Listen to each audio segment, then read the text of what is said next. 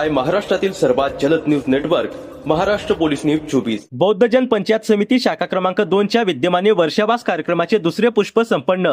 बौद्ध जन पंचायत समिती मानगाव तालुका कमिटीच्या आदेशानुसार बौद्ध जन पंचायत समिती शाखा क्रमांक 2 निजामपूर विभाग यांच्या विद्यमाने 9 ऑगस्ट 2026 रोजी निजामपूर येथील आम्रपाली बुद्ध विहार येथे वर्षावास धम्मप्रवचन मालिकेतील दुसरे पुष्प कार्यक्रम विद्यमान तालुका शाखेचे अध्यक्ष रवींद्र मोरे यांच्या अध्यक्षतेखाली संपन्न झालं।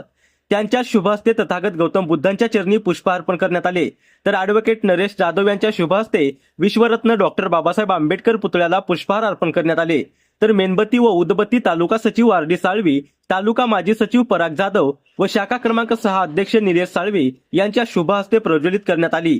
बौद्धाचार्य दीपक शिर्के यांनी आपल्या मंगलवाणीतून त्रिशरण पंचशील अशी सामुदायिक बुद्धवंदना घेतली।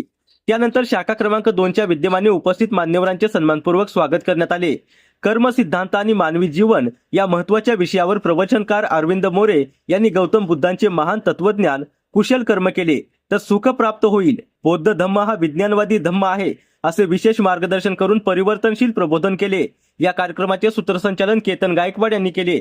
सदर वर्षावास कार्यक्रमाला शाखा क्रमांक 1 सचिव विनोद मोरे, शाखा क्रमांक 2 अध्यक्ष रवींद्र गायकवाड, शाखा क्रमांक 3 अध्यक्ष सुनील उभारे, प्रसिद्धी प्रमुख पत्रकार उत्तम तांबे, विश्वास गायकवाड, शाखा क्रमांक 5 उपाध्यक्ष संतोष मोरे, मुकुंद सावंत, जनार्दन सावंत, बाळाराम सावंत, विलास सावंत, अशोक गायकवाड, सखाराम जाधव, अर्जुन पवार, महादेव गायकवाड, तुकाराम पवार, दीपक गायकवाड, कमलाकर गंगावणे या मान्यवरांसह निजामपूर आम्रपाली महिला मित्र मंडळातील उपासक व उपासिका बहुसंख्येने उपस्थित होते।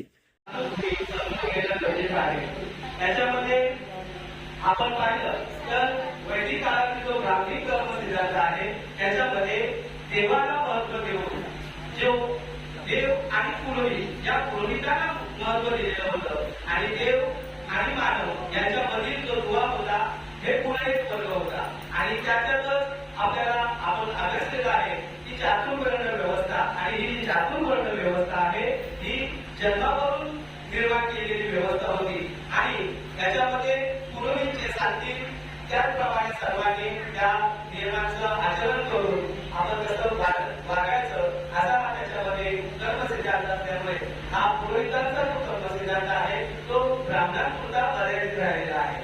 त्याचप्रमाणे आपण मनुचा कर्मसिद्धांत जर पाहिला तर त्याच्यामध्ये सुद्धा जातीय व्यवस्था, उच्च वर्ग, उच्च नीचपणा आणि स्त्रियांना दिलेलं दुय्यम स्थान हे त्यामध्ये मुख्य घटक आहे आणि हा सिद्धांत सुद्धा तेवढ्या पुरता मर्यादित राहिलेला आहे।